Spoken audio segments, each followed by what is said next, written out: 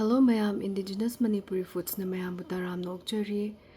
Ngasidi rhou thongbagi recipe ama mukpuduna lakjare adude khoi haunaba tawrasi ko. Khang sarabani na thau hainaba tawrase.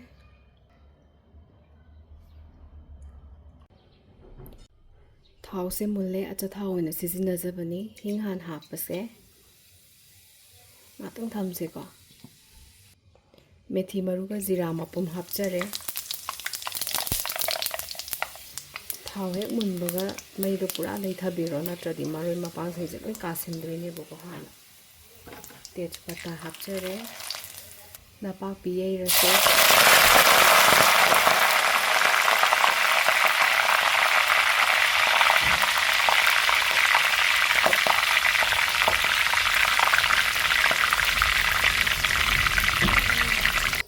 Hojikti tilhau hapchilase.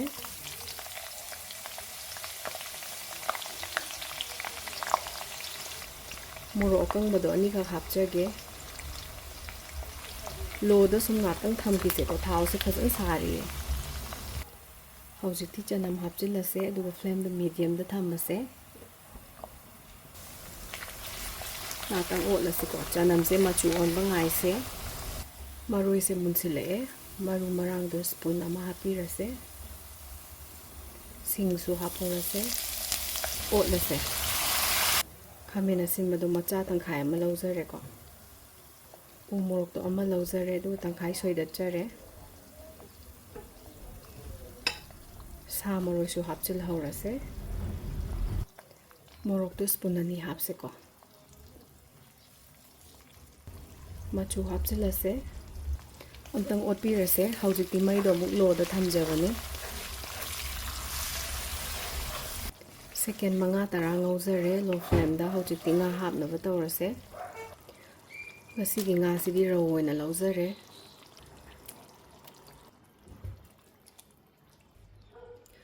Haujikti flame se high da thamase aduga otpirase pa.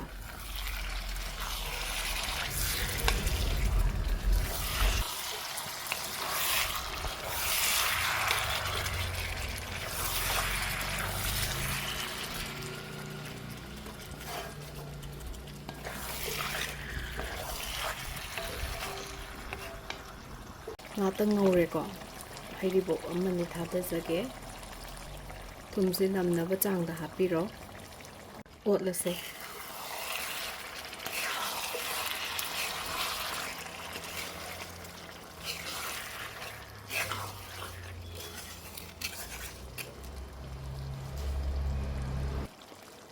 marang marakta darkar tarakpagi matungina sum otpiyo ko hojikti medium to low flame da thammaga thongse ngatang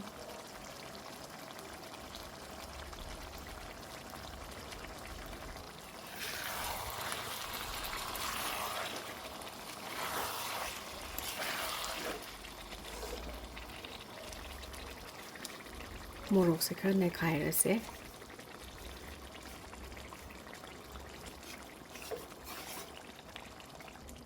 garam masala do khara hapase masala do hapaba matungda minute manga thambane ko otabida ado hojikti haipetang saugai birase yam kan ot taraga dinga se yam toibane boko duna ai dinga thombo se khara tam tam na sum oche duga last sok tongba missing su sum leidana ko adubu ai di thongingai du da pulap hekta namnaba sum hapchilaga sokti tawjadre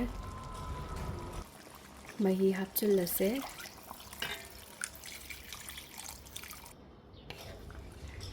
mahi se yara do male saurakpa muk ngairase aduga hojikti flame du so high da thamase saugalakpase ngatang oire ngatang otlaga yengsiko natradi moidi makha hekta phamjingalidana aduna khara toina check tawbiyo hojikti mahi se kongsilae ko adu phadi gonga sa maroi ga khara kumkumna soiraga thambane adu hapchinjarage garam masala do khara chaisinjare dang otlase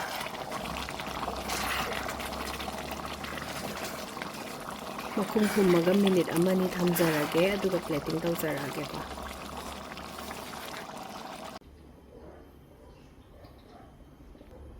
mayamna like, comment, subscribe tawba kaubirangano.